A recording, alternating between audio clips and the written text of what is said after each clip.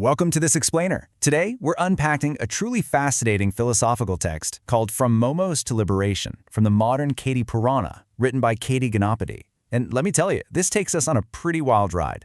We're going to see how a super relatable, everyday mistake, something we've all probably done, launches us straight into a massive discussion about human suffering, existence, and literally the cosmos. So how exactly can a plate of bad momos lead to cosmic enlightenment? It's a great question, right? I mean, have you ever done something you absolutely knew was a bad idea, paid the price for it, and then desperately wished you could just hit a cosmic undo button? Well, today's source text takes that incredibly human, universal feeling and uses it to explain the actual mechanics of the universe. Section 1. The incident with the Momos. All right, let's set the scene. We start with our narrator, Kieran. He's a massage therapist and a philosophy student. During a session, his client gets so wrapped up in his philosophical insights that she orders a plate of free momos just to keep him talking. Now, Kieran admits he has a serious weakness. He basically cannot refuse free food.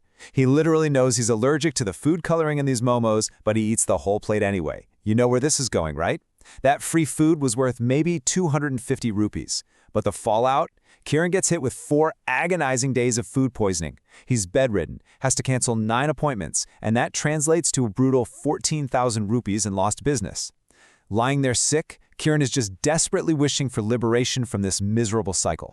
Which brings us to Section 2, questioning the root cause.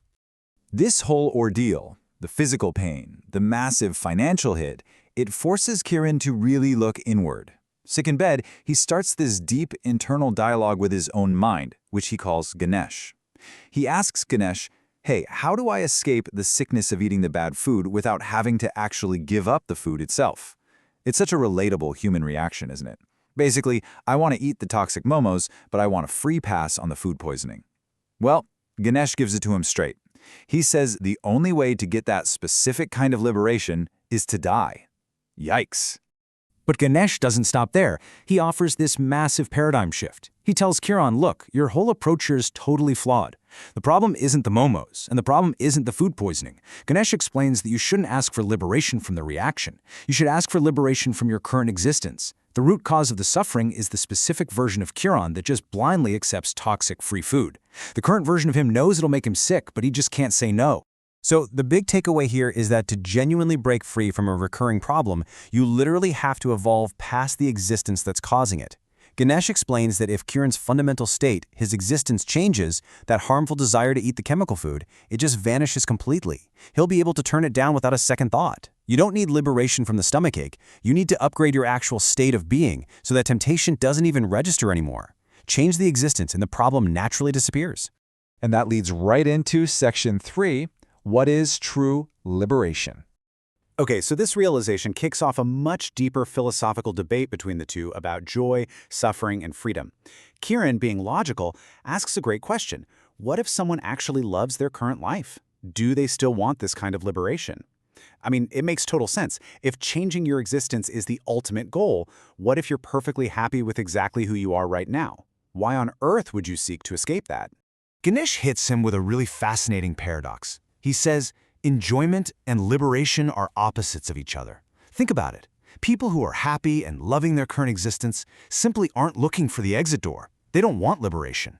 On the flip side, the people whose existence is causing them suffering, like poor Kieran lying in bed with a fever, they're the ones actively searching for a way out to find peace.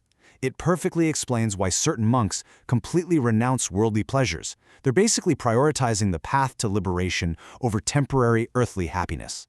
So how exactly does Ganesh define true liberation? Well, it's not about losing out on something or just fading into nothingness.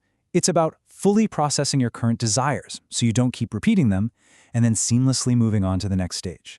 You have to fully live your current existence, ensuring there are no leftover desires dragging you back.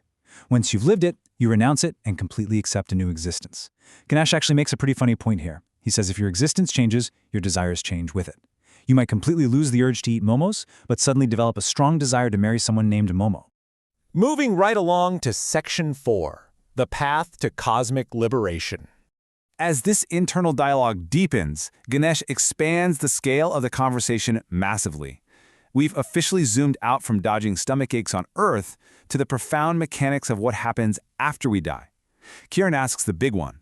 If changing our existence here on Earth solves our earthly problems, what exactly is the liberation attained after death?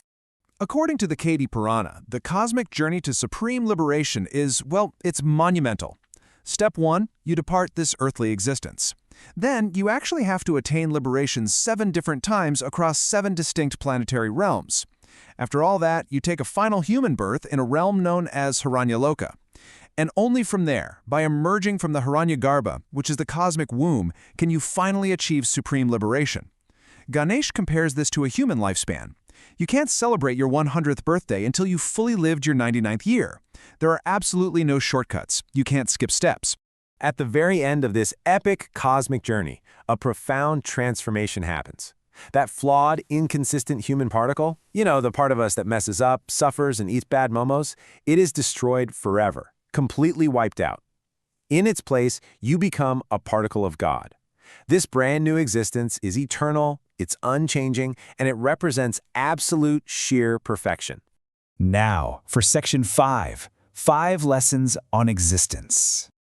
Let's bring this vast, abstract cosmic journey back down to Earth with some practical takeaways. Here are 5 concrete lessons that really summarize Kiran's realization. Number 1, and this is super practical, free things demand paid maintenance. If you literally cannot afford the fallout, just say no to the freebie. Number 2, if you want to solve a problem that keeps happening, you have to change the version of yourself that's causing it. Number 3, happiness and liberation are total opposites. It's our suffering that actually drives the desire for change. Number 4, changing your existence isn't running away. It's a vital part of your evolution. And number 5, liberation is never about emptiness. It's just leveling up to your next stage of existence.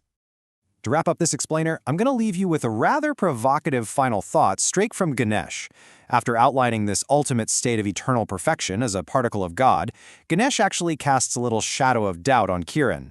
He warns that even if we achieve eternal perfection, our inherent human inconsistency might eventually make us insist on becoming imperfect all over again. It really makes you wonder, right? Is our human desire for chaos, for feeling things, and for imperfection ultimately stronger than our quest for eternity? Thanks so much for joining me today. I hope this gave you something fascinating to chew on. Ideally, not a plate of chemical momos.